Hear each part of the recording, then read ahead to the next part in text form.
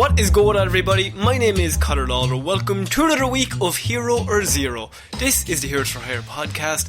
We are back again talking one comic book character, as we do every single week. We talk their good points and their bad points, and we just generally give you a bit of a rundown of everything to do with that character. As always, I am joined by my partner in crime, Mr. Shaun Meehan. Shaun, how is it going? I'm excellent, Connor. Now, I've got a dentist appointment in about 10 or 15 minutes, so if you can just keep this brief, concise, and perfectly making sense, that will be beautiful. Well, have you heard any of my reports previously? Oh, some would say I've been present for all of them. For all of them? Well, a lot of them don't make the 10-minute mark, Shaun, is what I'll say. Right, I'll cancel that emergency getting all of my teeth replaced. It took me a year and a half to get that appointment due to the global bastard, but I'll cancel it now, Connor. Doctor, it's happened again. Sorry. Push it back to October. I'll see you then.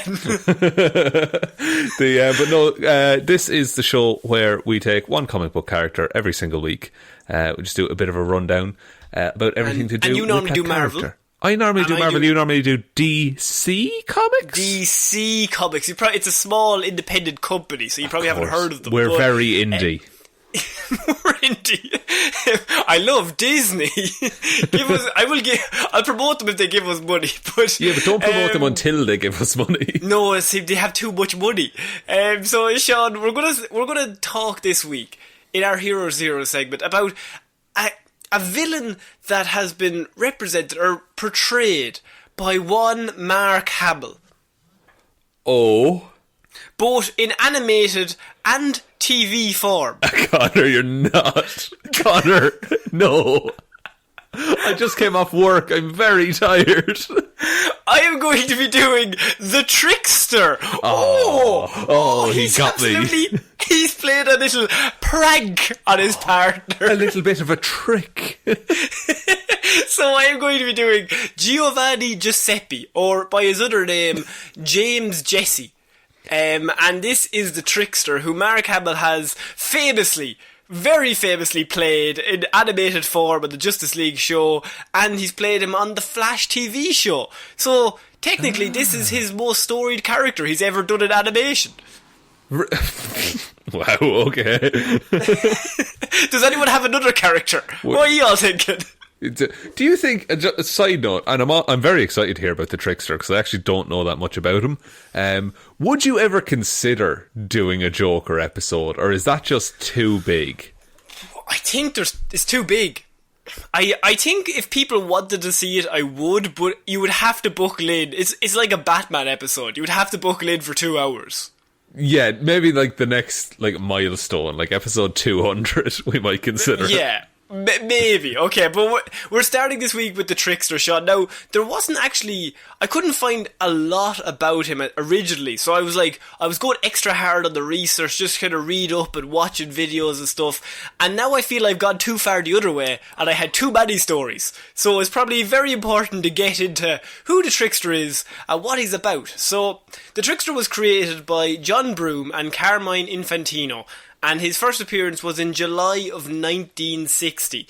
Now, the Trickster is known as a Flash villain. If you haven't seen him, he's very bright colours, and he's just a bit of a... He's just a weirdo. Really just a fucking oddball. He's a bit of an oddball. And he first appeared, as I said, in the 1960s. He's kind of a combination of a lot of different superhero tropes, as he's kind of like practical joke teamed, and like they were a mainstay in the 1960s. Because in the 1960s, there was nothing worse than a prankster. You bastard, Dennis the Menace. Just a flower that shoots acid, or a big bucket of water over a door. Yeah, like, it's where the Joker started as well. So it's along those same lines that they looked at the Joker and they're like, wow, he's brightly coloured, and he's doing really well over there, and the Flash needs a villain, so why don't we come up with the Trickster? It is very similar to the Joker, though, isn't it? Like in branding. In branding and concept, yes, but absolutely not in character, is Excellent. What I'll say. Very good. So good. Giovanni Giuseppe was the son of two Central City trapeze artists, Shaun, known as the Flying Jessies. How? Sorry, no. How many famous travelling trapeze artists exist in the DC universe? There's no niche in that market. There's absolutely none. It's absolutely saturated with trapeze artists. Although, to be fair, Gotham's trapeze artists, they cleared up. They're cleaned out very quickly. They had very no high net, turnover of trapeze artists. High turnover for them due to the fact, just gangsters and stuff like that. But trapeze artists are fairly common as an origin story for heroes or villains in DC, apparently. Especially around the 50s and 60s. Yeah, is it because people didn't really understand what went into the trapeze artistry? So they're like, oh, that makes you a superhero. But I think in this regard, the Flying Jessies were a deliberate rip-off of the Flying Graysons, who we are, of course, talking about. Dick Grayson, who is Robin. He came from the Flying Graysons. These are the Flying Jessies. So Giovanni's parents were lying cheats who only cared about money. Very similar to Little Dicky's parents, though. They're dead. Come on, R.I.P., R.I.P. Right? So they only cared about money. And when they weren't on the trapeze, they were scamming people on the streets. Giovanni's parents wanted him to become a famous trapeze artist. And although he didn't want that life, Giovanni nevertheless practiced in order to gain approval from his neglectful parents. So it's fairly common story so far. Yeah, absolutely. We've all been there. Yeah. I love doing trapeze artists, just on the regular, just as a hobby. I'm trapezing right now. You're looking well. You're looking well these days. Thanks very much. Do you know what it is? Do you know what I eat for dinner every day? Go on. Trapeze and corn. For God's sake. Moving on. However, Giovanni had one fatal flaw in his trapeze artist career, and that was that he was terrified of heights. He was deathly afraid of heights, and he preferred reading stories of Western criminal Jesse James instead of actually climbing up the ladder and going all the way up there. If the kid's got a fear of heights, surely his parents, who, as we've established, care very deeply about him and not just about money, surely they'll be understanding of his plight. Well, actually, that doesn't really come into play. It's just kind of his parents are dickheads, and he doesn't really like that level, that life. But what he does is that to overcome this, he has a genius level intellect, but he has no outlet to turn to. So he's only 10 or something at this stage, and he's basically a genius. But his parents are like, "Shut up! We're going to do a triple somersault, and if you can't do it, you're a big Jesse." Wait, no, that's your name. Hang on. And so they're all just being real mean to him. And he decides to start inventing things as a way to just use his intelligence. And he invented Airwalker shoes to get rid of his acrophobia. Airwalker? And this led to his fate. Sorry? Airwalker shoes. Airwalker shoes. Yeah, basically stuff that can make him fly. Jesus, in the 60s? Yeah. Look, it's a different time, Shaun. Oh, you could walk on air all day in the 60s. But now you have to fucking pay for it. The government will probably make you pay for the walking on the air. Fucking air tax. So he earned his fame as an aerialist at the circus. So he was no longer trapeze artist. He was they meet the man who has the flying boots. So he basically created what Batman Beyond has in his boots to just help him fly. Okay, I never patented the idea and just let it go. No, just let it go. However, he wanted more excitement, Shaun, because he was airwalking all day, and eventually you just get bored of that. And so he began calling himself James Jesse, obviously because he loved Jesse James. And he was dyslexic as fuck.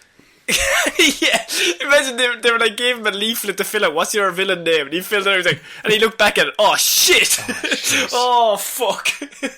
Oh, they don't let you change those. I thought they asked surname first. Sometimes they do. Sometimes they put surname first. he's looking at your man on the counter. Your man's shrugging his shoulders look man, I don't know. So he set out as a con artist in the real world, using whatever money he had to fund his next biggest prank, Shaun, because he was just a bit of a prankster. Just love pranks. Just a prank, bro. Yeah, just a prank while he robs people and kicks the shit out of them. However, at the end of the day, James's parents still only cared about money, and so James ran away from the circus to start a new life in Central City. Central City, where nothing ever happens. It's a nice Nothing quiet life. there. You can just guarantee you'll be able to just rest on your laurels and breathe easy. So James became, I will start calling him James now because he's legally changed his name from Giovanni. So James became a masterful conman, believing himself to be the greatest conman alive. He just believes it. Don't worry about it. During During a long con at Star Labs, James gained access to a pair of anti-gravity boots, which allowed him to walk on air. Again, but better. And he thought, wait, didn't I invent these? This is my invention! Dickheads! Fuck! James soon began calling himself the Trickster, becoming one of the Flash's first enemies, who constantly tried to stop Trickster's cons amid his prank-based crime wave. And I will say, Shaun, he's almost instantly apprehended and put in jail in these first few comic appearances. Because he's just performing mild pranks on people while robbing banks. On a man who is ultimately, like, a god. Yes. Yeah, they hadn't got into it at that point, but he channeled speed energy through him. Like, he can go into different dimensions using his speed, and he's coming up against a guy who likes cons and a few pranks.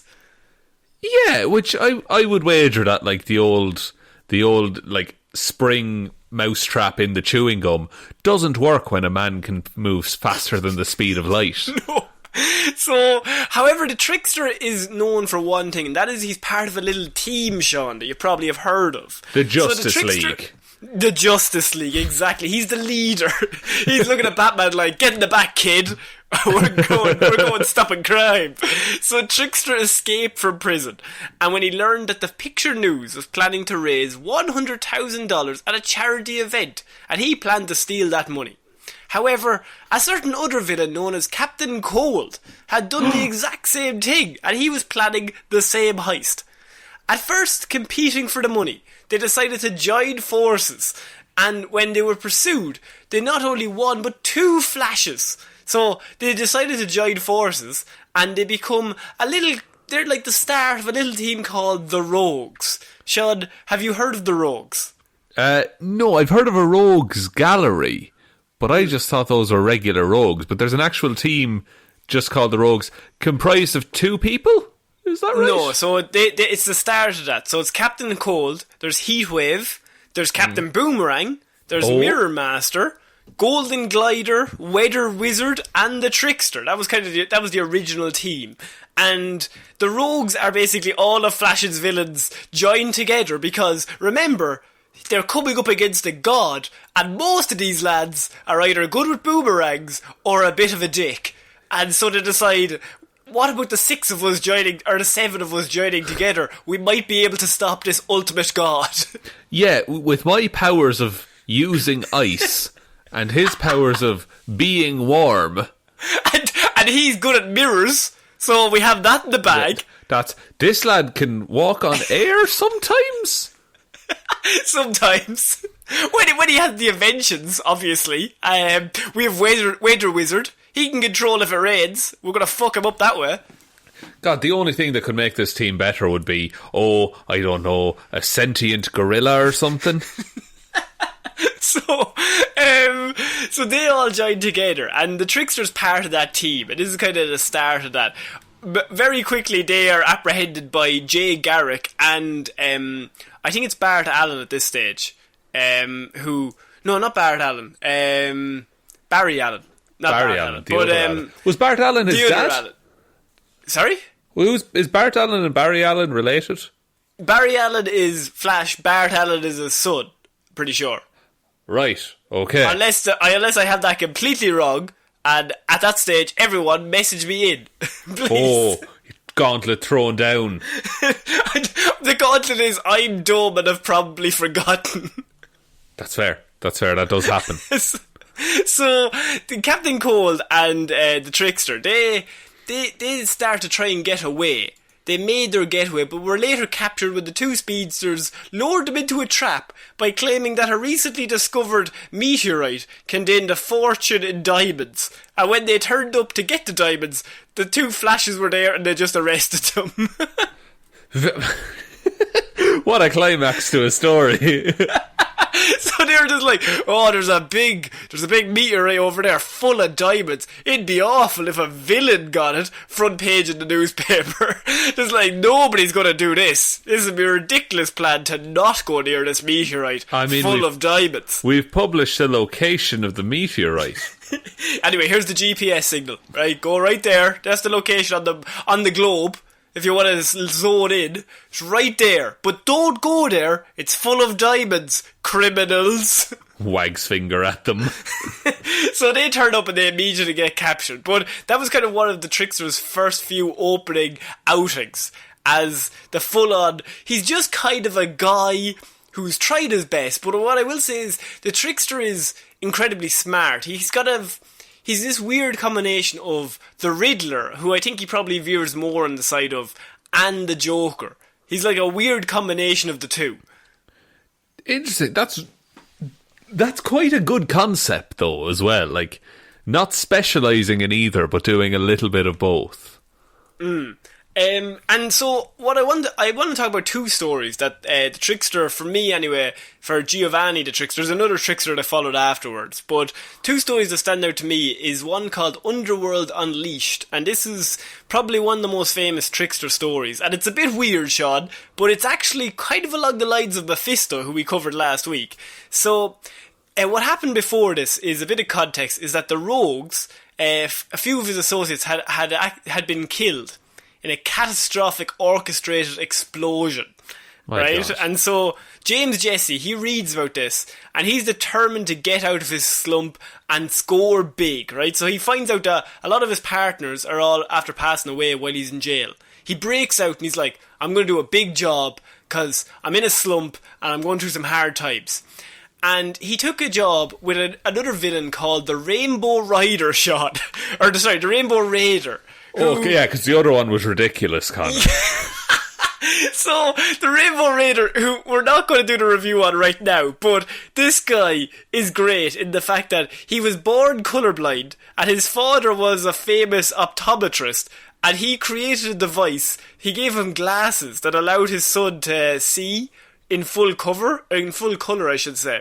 Unfortunately, the goggles did not correct his vision. What they did do was project beams of light that could become solid objects. That's fine, but the boy can't see. But now he's super powerful, so he's another villain. The job is underwhelming to Jesse, because the Rainbow Raider is kind of a bit of a laughing stock. So Trickster's like, even I'm better than you, and I'm the Trickster. And so it's kind of underwhelming. However, Bavolo, who's the guy's name, it's Roy G. Bavolo is the Rainbow Raider's real name, shared with him the mysterious package he'd received the previous night. It was a single candle that came with a note, which in Rainbow Raider's words explained that the candle, when lit at the stroke of midnight tonight, would open the door to fame, power and glory. So, he just gets this package that's a candle that says that. The Trickster's immediately sceptical, and he's kind of like, what the fuck is in this box? What if this is some kind of trick? What is this, some kind of Suicide Squad? And so, he hands him back the box, and he's just kind of like, no, it's obviously shit, like, I don't care about this. And he hands the box back to the Rainbow Raider dismissively, before leaving. However, when the Rainbow Raider opens the box again, there was a rubber chicken in place of the candle because the Trickster had stolen it on the sly. What a shitbird. He's just a shitbird. Like, it's all dumb pranks. So the Rainbow Raider's like, wow, what do you think of this? You're like one of the smartest people I know. And he's like, oh man, that's a piece of shit. It doesn't mean anything. Anyway, here's the box back. Just I'll get rid of that for you, don't worry. Look, I'll get rid of the box. You leave it with me, lad. I'll throw it in the bin. So at midnight that night, Trickster lit the candle. An intense green light flared, and when Trickster's eyes adjusted, he found himself transported to the underworld, along with a plethora of other villains. Now, the underworld is ran by a man called Neron, who is basically Mephisto. It's his hell dimension. Right, but he's not the actual devil, correct? Not the actual devil, correct, as we discussed last week, yes. So at first Trickster thought it was an opportunity to network, as all of the villains from around the world had been like sent there. They'd all probably been sent this candle, and so they all go on. I just said they're just fucking turning it into like LinkedIn. Yeah, so he turns up and he thinks this is an opportunity to network, because he's obviously lower on the ladder, and he's like, the Joker's here, I'm going to become his friend. And he's going to try and team up with some big players of the criminal world. So Neron himself shows up, and he manages to trick. He shows up and he basically gives everyone... he gives everyone whatever they want, or he gives them a speech, because after endorsements from Lex Luthor, Cersei, and Joker, Neron then offered everyone their heart's desire in exchange for their soul, Shaun. Oh, no, that's a pretty sweet deal, if I do say so myself. As we've learned from Mephisto, what can go wrong? What can ever go wrong? Someone making a deal like that to give you your heart's desire, they have your best interests in mind.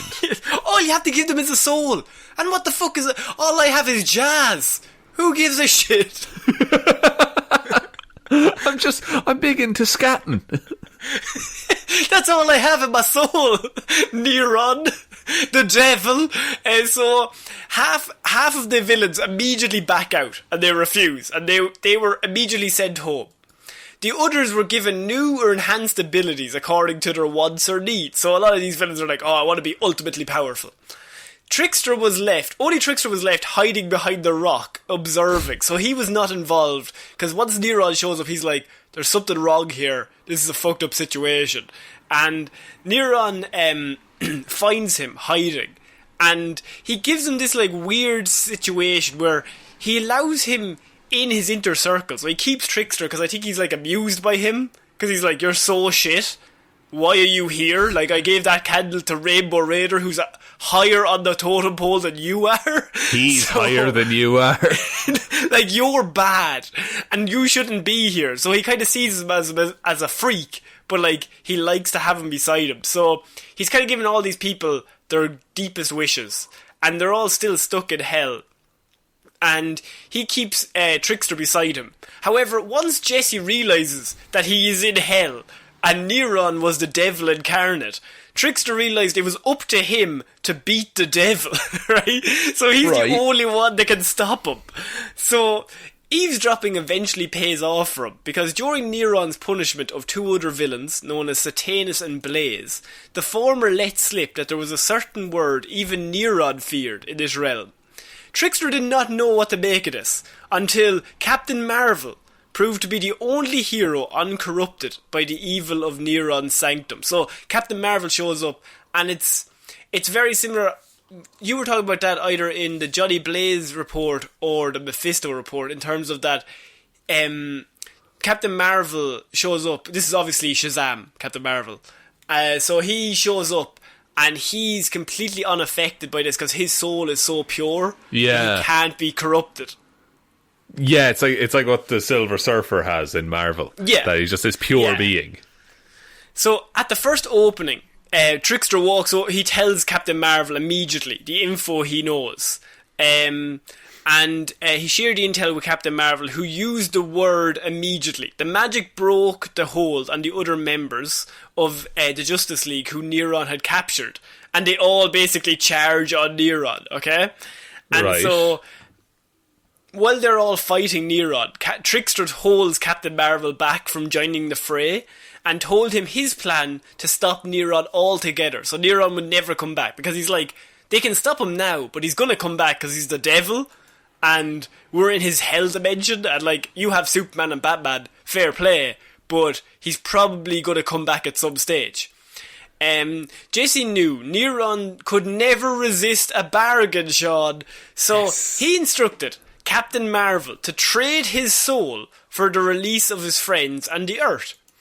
And so Captain Marvel's like, seems like a weird deal, but okay. So he walks up to Neron and he says, I'll give you my soul. You have to release all of my friends and all of Earth, and you have us all under like your what's the word I'm trying to think of? His control or whatever. Neron accepted, but was conned by Jesse, who knew his evil could not handle an altruistic wish. So Marvel's pure soul had not been tainted by his influence, and the selfless request undid Neron's destruction. So basically destroyed Neron altogether, because Captain Marvel was too pure, and the Trickster was the only one who realised it. Right, okay. That's a level of insight that, like, the B or C list villains don't generally have. No, and that's why he kind of reminds you of the Riddler, because he's a really, really smart character. And though relieved it was over, Jesse was a little cranky that I engineered the greatest thing of all time and no one saw me do it. He won't get any credit for it. No, like Captain Marvel is seen as the greatest guy ever, and Trickster's like, I did it. I know I'm a villain, I shouldn't even be here, but like, I was definitely the reason we won. I'm technically a hero. So he promptly decided that he had better work on the side of the angels, as he did not dare go to hell, Shaun. And so this brings us to our final Trickster story, and that is called Countdown. And he began using his con artist skills for good, and collecting weapons of incarcerated supervillains, because such things were too dangerous to be left lying around and could fall into the wrong hands. And he even started working for the FBI, Shaun. What the fuck is this dude's arc? So he started off as this low-level villain, and then he stops the devil himself, and then he realises he wants to work for the FBI. So he returns to the States, and he keeps on using his skills for good. He once even saved Catwoman's life by tricking her into helping him kill her, so she was grateful. And he thought her the most fascinating woman I've ever met. But they parted as merely friends. He got friend-zoned by Catwoman. Well, who hasn't? Batman did? Batman hasn't. So, the FBI then contacted Jesse, and they recruited him. And he worked for them for a while, Shaun. So he's working for the FBI as kind of giving them his expert opinion, because he's so smart, and he understands how criminals work, and he's also a shithouse. So he's like, yeah, they're probably going to double cross you. They're like, they said they wouldn't. Yeah, they probably will though. I would. You know what I mean? Yeah, if I was in their position, I would absolutely double cross you. The problem with the Trickster is that he grew bored of being good, Shaun, because it was just too easy. He always wants to challenge himself. And he grew unhappy with his desk job at the FBI, and he grew bored, and he decided to join back in with the Rogues. Just meet up with the boys from school after work. And he figured that if the government found out he had left, he could claim that he was working undercover. He was like, I just independently decided to go undercover on this one, guys. It's a sting operation, but obviously I haven't told anyone, so it's not really that much of a sting, is it? Not really. It's hard to call for backup when no one knows about it either. And so this starts one of the biggest stories probably in the Flash universe especially, and that is because a villain called Inertia gathered all of the Rogues together in a plot to rob the new Flash of his speed. The Trickster was among their ranks, so Trickster was present at the Getty Center where the Flash was killed, Shaun. Which Flash? This is Bart Allen. Oh no, not Barry Allen's son, maybe. Yeah, so Bart Allen is now dead. He was killed by the Rogues at the Getty Center. And the Trickster was there, but he had actively not taken any part in the murder. But he did know that he would be considered just as guilty as the rest of the Rogues. Guilty by association. He's joined back up with the lads, and now they've killed the Flash. And now he's like, you know the whole of DC's going to be after us. And they're kind of like, yeah, but we killed them. And he's kind of like, we are fucked, basically. That gives me very big The Boys vibes. Yeah. And so Jesse, he realised that he needs to leave. And him and another character called the Pied Piper, who is a deaf musical prodigy, Shaun, who uses sonic technology as a weapon, which is pretty cool. So he's another member of the Rogues, and the two of them are the only ones that kind of realise, like, the Justice League are going to be after us, the Suicide Squad are going to be after us. Like, if we stay with these guys, we are dead, because they're going to one by one take us out. They're way too powerful. We've got a guy who understands how cold works, and you like mirrors, so we need to get out of here, basically. And they run away and they decide to stay out of sight. And they're going to work together and try and keep low. But during all this, the Pied Piper decides that it would be a good idea to go to the Flash's funeral. But however, after a speech by Wonder Girl stressing the importance of capturing the rogues, the two immediately fled and decided to run away again. It's like, we better bounce. They're like, it's probably not that bad. And then Wonder Girl is giving a 10-minute speech about how they're going to fuck up the rogues. This is a poem called Vengeance. So, ultimately, Trickster and Piper were arrested and handcuffed together. So they get arrested and they're handcuffed together. However, the two escape, but they are still shackled together, but they're on the run now. And they make their way to Gotham City. From there, they are offered partial sanctuary by the Penguin. Seems very nice. The Penguins being all kind to these guys are like, we didn't kill the Flash, but everybody's after us. You're a bit of a dickhead too, Penguin. Can you give us somewhere to stay? He's like, no problem at all. Unfortunately, Shaun, the Penguin secretly worked with the Suicide Squad, and it turns out that the Suicide Squad are now after these two idiots. Oh no, they have an elite team of killers after them. So, the Suicide Squad is there, and Penguin turns on them and rats them out.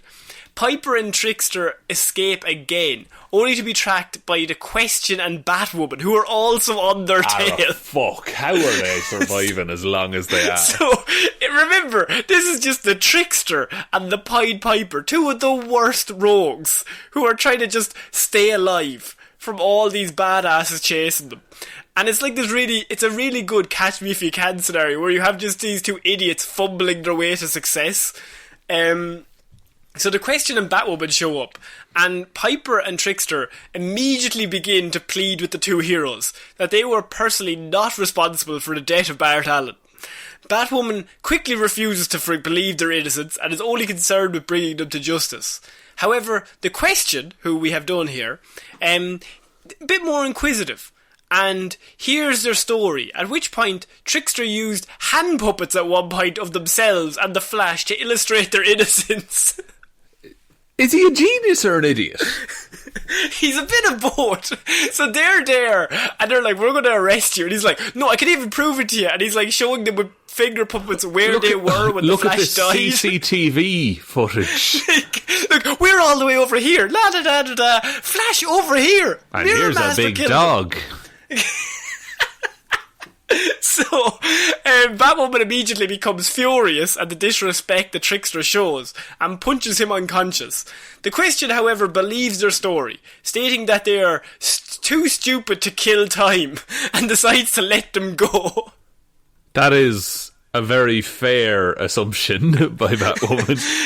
So they get out of that scenario, and Trickster and Piper inadvertently make their way to Poison Ivy's greenhouse, so they're still in Gotham, and they are captured there.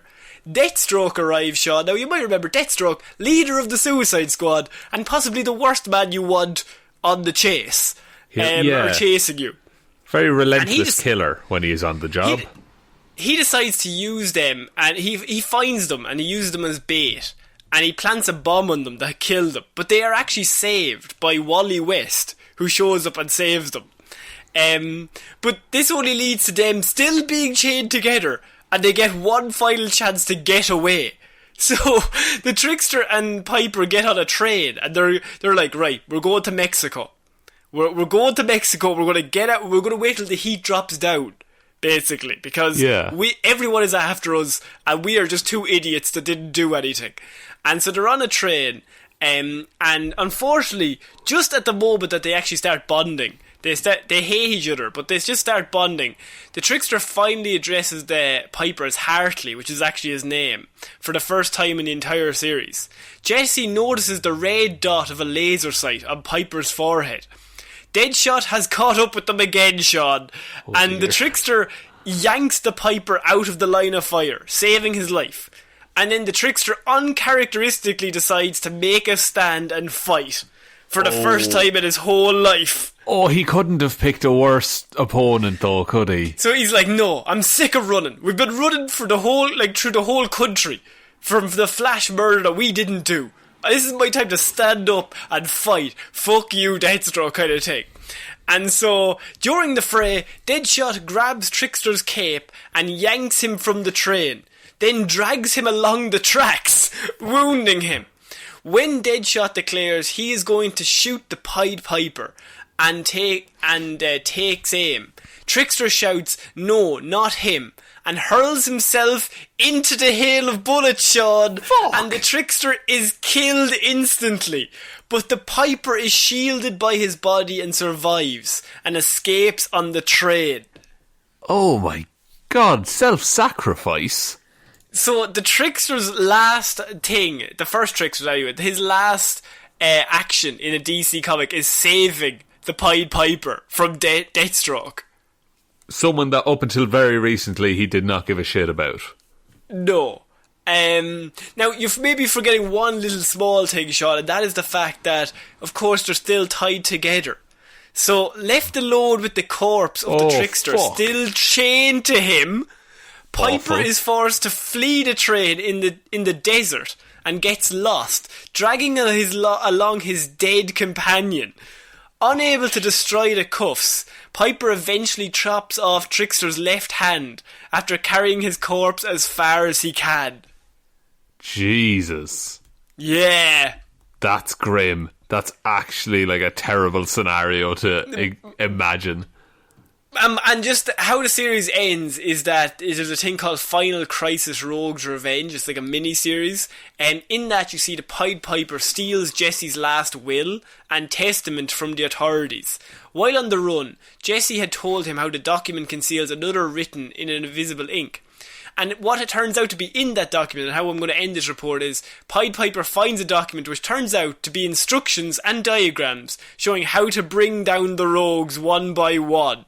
So the Trickster's last act was to tell him about the secret that he had, and the Pied Piper made it his mission to try and live out those missions. That's very cool. That's a very Batman thing to do, like these contingency plans to take everyone out. Yeah, and so that is actually how the Trickster dies, the first Trickster anyway.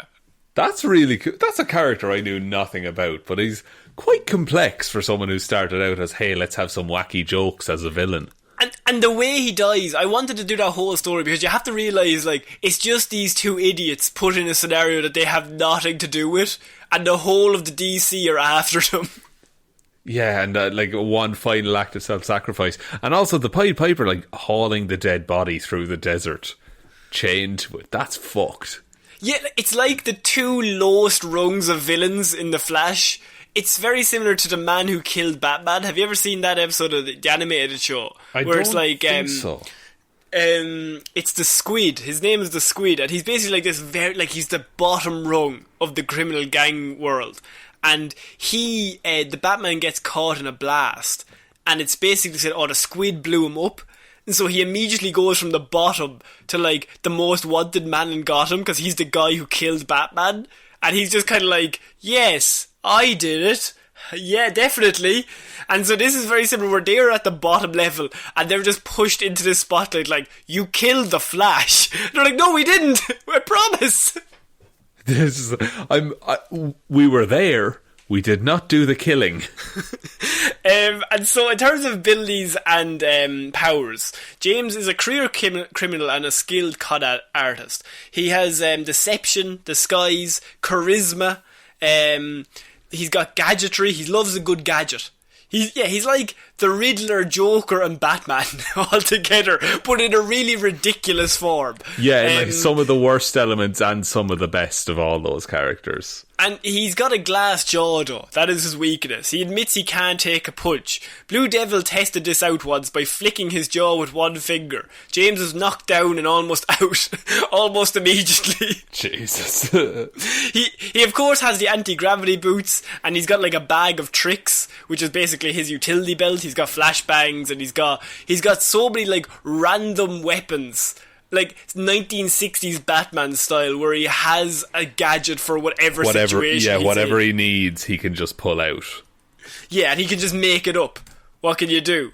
And so that is actually my report on the Trickster shot, a character that probably doesn't get enough loving, but And in the comic books, he's kind of seen as a laughing stock, but he has had some really interesting stories.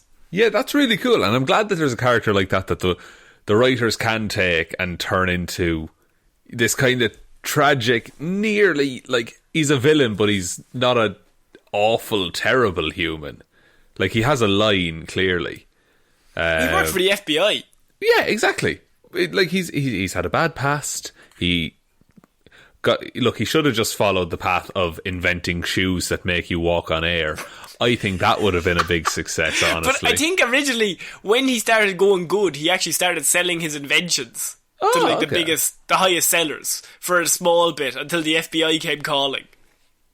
Right, okay. No, it's like, I knew nothing about that character, and now I know that he's really interesting. And do you think he would do well in, like, the DCEU? Or leave him in, like, the Flash universe? I think the best part, my favourite version of the Trickster is in an episode called Flash and Substance, I think. And it's from the Justice League Unlimited show. And it's an episode where all the rogues are basically joining together to try and take out the Flash. Because, like, their Flash has I think he has a museum. Or he's going to get the key to the city or something. Like, it's going to be Flash Day. And they're like, this is the day we're going to take him out.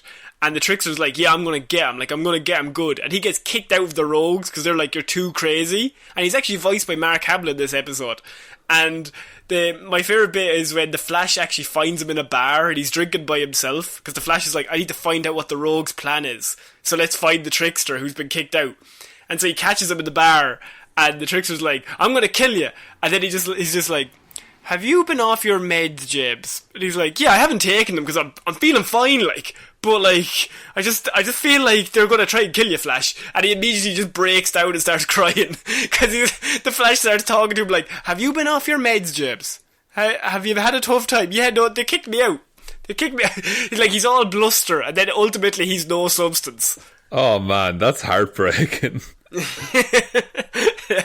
But yeah, so that is my report on the Trickster, Shaun. Would you like to take us out? Yes, thank you everyone for listening to this episode of Hero or Zero. We will be back on Monday with Movie Mondays, Wednesday with Weird News Wednesday, and next Friday with another episode of Hero or Zero. Big thank you to everyone who supports us over on Patreon, helps keep the show going. If you want to support the show in that way, it's patreon.com/Heroes for Hire podcast, or there is a link to that in the description as well. Also down there is the merch store, all of the social media links, and the email address as well, heroesforhire_@outlook.com. But other than that, just tell one human being that we exist. Just the one, for God's sake. If you tell more than one, I feel like we could get arrested. Oh, we could be tricksters ourselves, you say? Tricksters ourselves? No. Right. What a terrible, just cranking that in. Just trying to wedge that reference in. So Shaun, I think that's it for this week. I think that's it. I have been Ciara Lawler. I've been Shaun. And we'll see you next week, guys. Bye. Bye.